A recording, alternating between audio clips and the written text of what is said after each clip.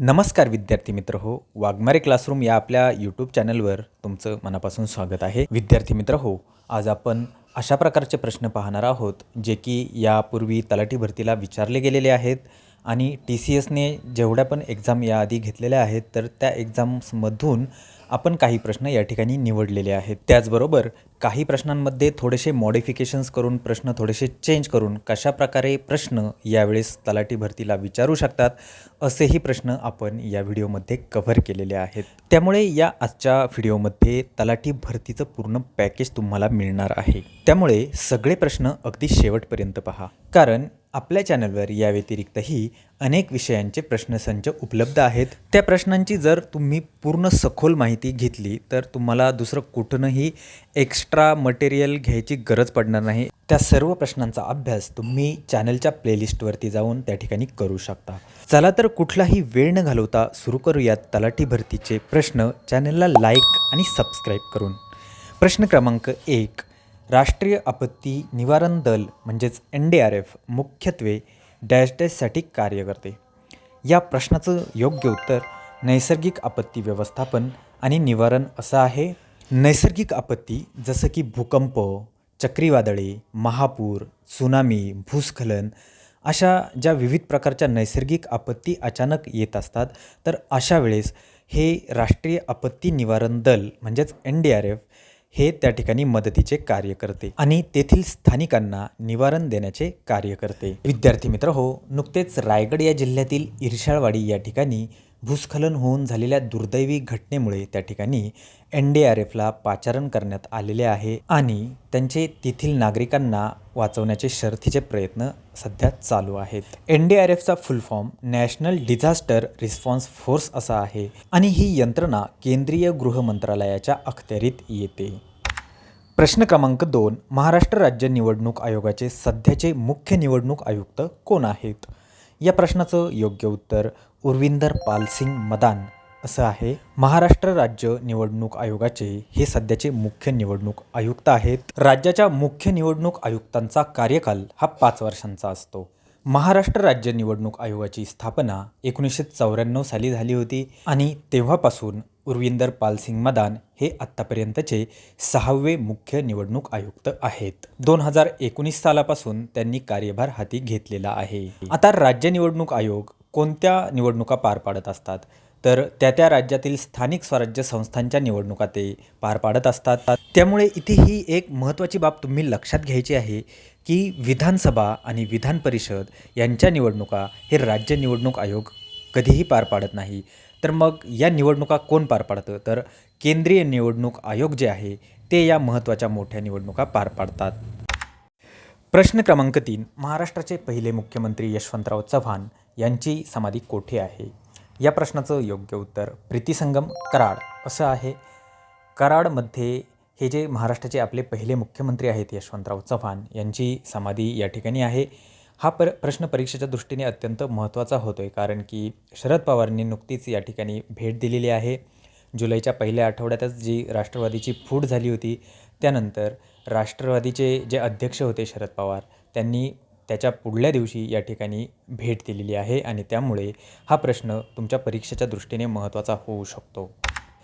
प्रश्न क्रमांक 4, गोळाबेरीज या मराठी साहित्याचे लेखक कोण आहेत? या प्रश्नाचं उत्तर पु ल देशपांडे असं आहे. गोळाबेरीज या संग्रहासोबतच त्यांची लोकप्रिय पुस्तके जसं की बटाट्याची चाळ, फसवणूक, भाई, व्यक्ती किंवा वल्ली, खोगर भरती असे अनेक साहित्य त्यांचे आहे. त्यावरती देखील तुम्हाला प्रश्न या ठिकाणी येऊ शकतो. गोळाबेरीज ऐवजी या साहित्यांबद्दल तुम्हाला त्या ठिकाणी परीक्षेला विचारलं जाऊ शकतं. त्यामुळे या लेखकांची हे जे सर्व साहित्य आहेत हे तुम्ही त्या ठिकाणी पाठ करून जायचे, अगदी तोंडपाठ करून जायचे आहेत. प्रश्न क्रमांक 5, श्वेतक्रांती खालीलपैकी कशाशी संबंधित आहे? या प्रश्नाचं योग्य उत्तर दुग्ध उत्पादन असं होईल. दुग्ध उत्पादनाशी ही श्वेतक्रांती संबंधित आहे, म्हणजेच दुधाचे उत्पादन. त्याचबरोबर खाली दिलेल्यापैकी तेलबिया उत्पादन जे आहे त्याला पीतक्रांती असे म्हणतात, मत्स्य उत्पादनाला नीलक्रांती असे म्हणतात आणि हरितक्रांतीला अन्नधान्य उत्पादन असं म्हणतात. प्रश्न क्रमांक 6, भारतातील कोणत्या राज्याला रत्नभूमी म्हणजेच द लँड ऑफ ज्वेल्स असे संबोधले जाते? या प्रश्नाचं योग्य उत्तर मणिपूर असं आहे. मणिपूर या राज्याला रत्नभूमी किंवा द लँड ऑफ ज्वेल्स असेही म्हटले जाते. त्याचबरोबर भारतातील स्वित्झर्लंड असेही या राज्याला संबोधले जाते. नैसर्गिक साधन संपत्तीने समृद्ध असं हे राज्य आहे आणि अशा संपन्न आणि समृद्ध राज्यात सध्या हिंसाचाराची जी आपत्ती आहे ती ओढवलेली आहे. परिस्थिती खूप गंभीर झालेली आहे आणि मणिपूर या राज्यावरती त्यामुळे तुम्हाला प्रश्न नक्कीच विचारले जातील. मेरी कोम या पहिल्या महिला भारतीय बॉक्सर या मणिपूर राज्यातीलच आहेत आणि त्यांनी ऑलिम्पिक आणि कॉमनवेल्थ गेम्समध्ये भारतासाठी पदके देखील मिळवलेली आहेत. प्रश्न क्रमांक 7. नगर परिषदेची सदस्य संख्या ही किती असते? या प्रश्नाचं योग्य उत्तर किमान 17 आणि कमाल 38 अशी ही नगर परिषदेची सदस्य संख्या असते. आणि महानगरपालिकेला किती सदस्य संख्या असते? तर महानगरपालिकेच्या एरियात जी लोकसंख्या आहे त्या लोकसंख्येच्या प्रमाणात त्या महानगरपालिकेची सदस्य संख्या ही ठरत असते.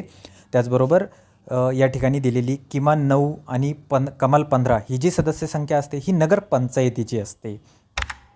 प्रश्न क्रमांक 8.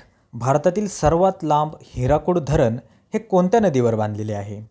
या प्रश्नाचं योग्य उत्तर महानदी असं आहे. महानदीवरती हे हिराकूड धरण बांधलेले आहे. हे हिराकूड धरण ओडिसा राज्यात येते आणि भारतातील हे सर्वात लांब धरण आहे. आता या ठिकाणी कन्फ्यूज व्हायचं नाही आहे. सर्वात लांब विचारलं तर हिराकूड धरण आहे आणि सर्वात मोठं विचारलं तर ते भाकरा नांगल धरण आहे, जे हिमाचल प्रदेशात स्थित आहे, ज्याला गोविंद सागर असेही म्हटले जाते आणि तेथील सतलज नदीवर ते धरण बांधण्यात आलेले आहे. प्रश्न क्रमांक 9. यक्षगान हे कोणत्या राज्यातील आदिवासी नृत्य आहे? या प्रश्नाचं उत्तर कर्नाटक असं आहे. कर्नाटक या राज्यातील हे यक्षगान हे आदिवासी नृत्य आहे. प्रश्न क्रमांक 10. सत्यशोधक समाजाच्या दीनबंधू या वृत्तपत्राचे संपादक कोण होते? या प्रश्नाचं योग्य उत्तर कृष्णराव भालेकर असं आहे. सत्यशोधक समाजाची जेव्हा स्थापना झाली त्यावेळेस त्यांनी दीनबंधू नावाचे वृत्तपत्र त्यावेळेस चालू केले होते. महात्मा ज्योतिराव फुले यांच्या आशीर्वादाने हे वृत्तपत्र चालू झाले. 1877 साली या वृत्तपत्राची पहिली आवृत्ती त्या ठिकाणी रिलीज झाली होती. प्रश्न क्रमांक 11. खालीलपैकी कोणते महाराष्ट्रातील रब्बी हंगामातील पीक आहे? या प्रश्नाचं योग्य उत्तर गहू असं आहे. गहू हे रब्बी हंगामातील पीक आहे आणि बाकीची जी तांदूळ, नाचणी आणि बाजरी या ठिकाणी दिलेली आहेत तर ही खरीप हंगामातील पिके आहेत. या ठिकाणी खरीप हंगाम आणि रब्बी हंगाम यातील फरक लक्षात घ्यायचा आहे. तर खरीप हंगाम म्हणजे पावसाळ्यात पिकणाऱ्या पिकांना खरीप हंगामातील पिके म्हणतात आणि हिवाळ्यात पिकणाऱ्या पिकांना त्या ठिकाणी रब्बी हंगामातील पिके म्हणतात.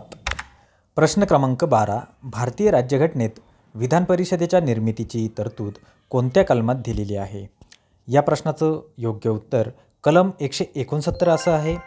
कलम 169 मध्ये विधान परिषदेच्या निर्मितीची जी तरतूद आहे ती पूर्णपणे 169 मध्ये दिलेली आहे आणि कलम 171 मध्ये विधान परिषदेची जी किमान सदस्य संख्या आहे, जी किमान सभासद संख्या ती एकतर 40 असावी किंवा विधान परिषदेच्या 1/3 इतकी असली पाहिजे, अशी तरतूद ही या कलम 171 मध्ये दिलेली आहे. प्रश्न क्रमांक 13. पेंच व्याघ्र प्रकल्प हा महाराष्ट्रातील कोणत्या जिल्ह्यात स्थित आहे? या प्रश्नाचं योग्य उत्तर नागपूर असं आहे. पेंच व्याघ्र प्रकल्प हा महाराष्ट्रातील नागपूर या जिल्ह्यात स्थित आहे. पेंच या व्याघ्र प्रकल्पाचा बराचसा भाग हा मध्य प्रदेशात आहे आणि काही भाग हा महाराष्ट्रातील या नागपूर जिल्ह्यात आहे. त्याचबरोबर या ठिकाणी एक गोष्ट लक्षात ठेवायची आहे की महाराष्ट्रात एकूण 6 व्याघ्र प्रकल्प आहेत. त्यात सर्वात नवीन व्याघ्र प्रकल्प कोणता असा प्रश्न जर परीक्षेला आला तर सह्याद्री व्याघ्र प्रकल्प हा आहे, जो 4 जिल्ह्यांमधून जातो. सांगली, सातारा, कोल्हापूर आणि रत्नागिरी. आणि ताडोबा व्याघ्र प्रकल्प जो चंद्रपूरमधील आहे तो सर्वात जुना व्याघ्र प्रकल्प आपल्या महाराष्ट्रातील आहे.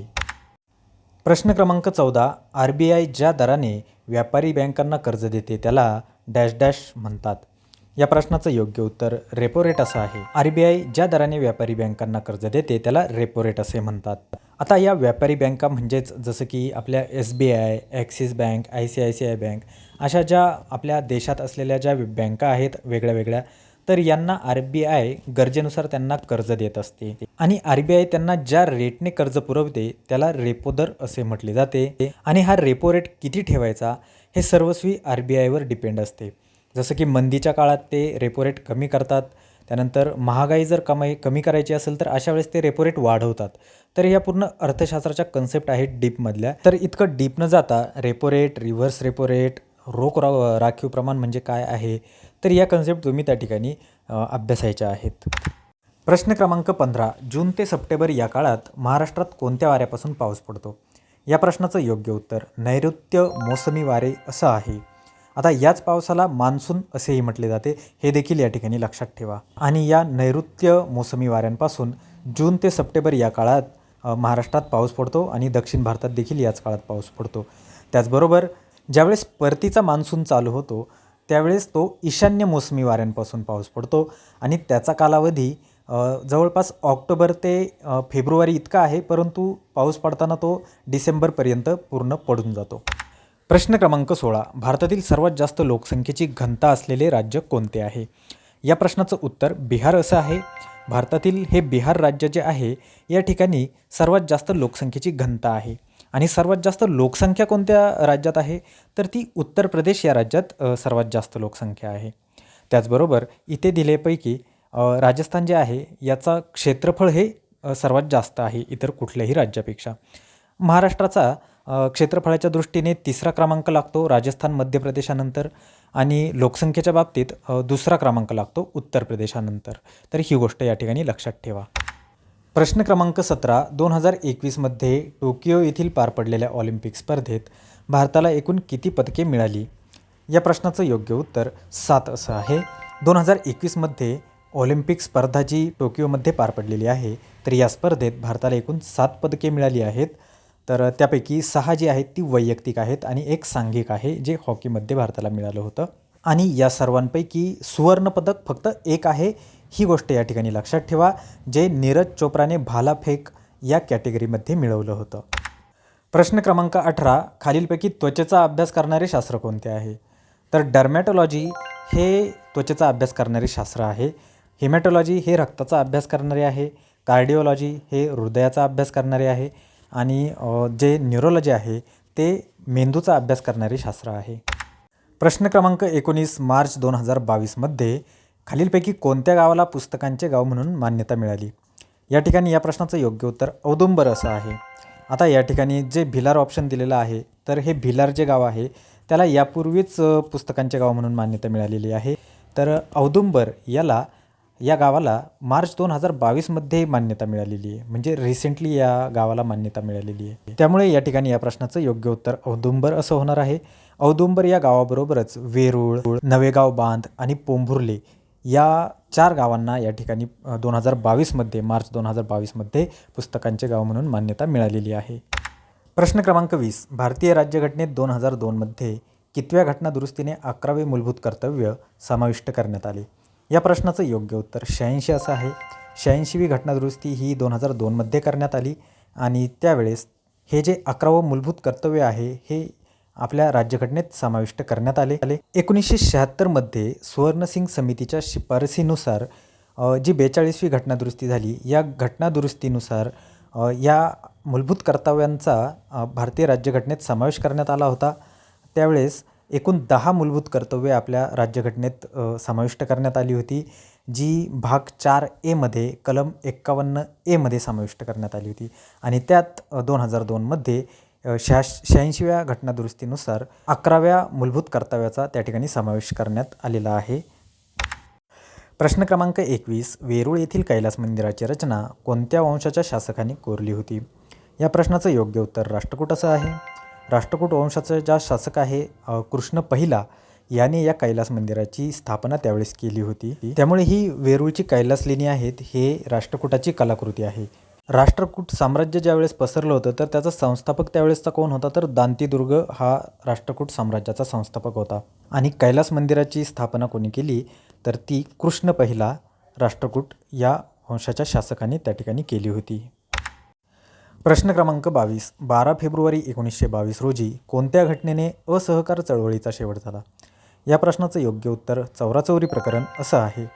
5 फेब्रुवारी 1922 रोजी उत्तर प्रदेशमधील गोरखपूर या ठिकाणी चौराचौरी प्रकरण हे घडून आले, ज्यामध्ये जे आंदोलक होते ते शांततेने आंदोलन करत होते. अशावेळी पोलिसांनी त्यांच्यावर गोळीबार केला आणि त्यामुळे चवताळलेल्या आंदोलकांनी 21 कॉन्स्टेबल आणि 1 पोलीस सब इन्स्पेक्टर अशा 22 पोलिसांना त्या ठिकाणी ठार केले आणि त्यामुळे हिंसक वळण लागलेल्या या चळवळीचा 12 फेब्रुवारी 1922 रोजी असा शेवट झाला. प्रश्न क्रमांक 23, खालीलपैकी कोणती धरण नदी जोडी बरोबर आहे? उजनी धरण भीमा नदी की वीर धरण नीरा नदी? तर या ठिकाणी दोन्ही जोड्या बरोबरच आहेत. उजनी धरण हे भीमा नदीवरच बांधलेलं आहे आणि वीर धरण हे नीरा नदीवर बांधलेलं आहे. उजनी धरण हे सोलापूर जिल्ह्यातील म्हाडा तालुक्यात आहे, ज्याला यशवंत सागर असेही म्हटले जाते. भीमा नदीवर ते बांधण्यात आलेले आहे आणि त्याची कॅपॅसिटी 117 TMC इतकी आहे. आणि खाली दिलेलं जे वीर धरण आहे ते सातारा जिल्ह्यातील नीरा नदीवरती बांधण्यात आलेले आहे आणि ही जी नीरा नदी आहे ही भीमा नदीची उपनदी आहे. प्रश्न क्रमांक 24, राष्ट्रवादी काँग्रेस या पक्षाची स्थापना केव्हा झाली होती? या प्रश्नाचं उत्तर 10 जून 1999 असं आहे. 10 जून 1999 साली शरद पवार यांनी राष्ट्रवादी काँग्रेस या पक्षाची स्थापना केली होती. नुकतेच अजित पवारांच्या बंडाने जी राष्ट्रवादी काँग्रेसमध्ये फूट झालेली आहे, त्यामुळे हा प्रश्न यावेळेस महत्त्वाचा ठरू शकतो. प्रश्न क्रमांक 25, सप्टेंबर 1932 मध्ये डॉक्टर बाबासाहेब आंबेडकर व महात्मा गांधी यांच्यात पुणे करार कोठे झाला? या प्रश्नाचं योग्य उत्तर तुम्ही कमेंट बॉक्समध्ये द्यायचं आहे. सोपा प्रश्न आहे आणि परीक्षेच्या दृष्टीने देखील तितकाच महत्त्वाचा आहे, त्यामुळे याचं उत्तर देण्याचा प्रयत्न तुम्ही करायचा आहे. त्याचबरोबर पुढच्या व्हिडिओमध्ये तुम्हाला कोणत्या विषयाचे प्रश्न पाहिजे आहेत याची देखील मला कमेंट करून तुम्ही माहिती द्यायची आहे. त्याप्रमाणे मी पुढच्या व्हिडिओमध्ये तुमच्यासाठी व्हिडिओ घेऊन येणार आहे. प्रत्येक विषयागणिक प्रश्न हे मी तुमच्यासाठी प्रत्येक व्हिडिओमध्ये घेऊन आलेलो आहे. हे तुम्हाला या ठिकाणी स्क्रीनवरती मिळून जातील. तात्काळ इतकेच. जाता जाता व्हिडिओला लाईक करा, चॅनलला सबस्क्राईब करा. भेटूया आपण पुढच्या व्हिडिओमध्ये तुमच्या आवडीच्या विषयानुसार. खूप खूप धन्यवाद.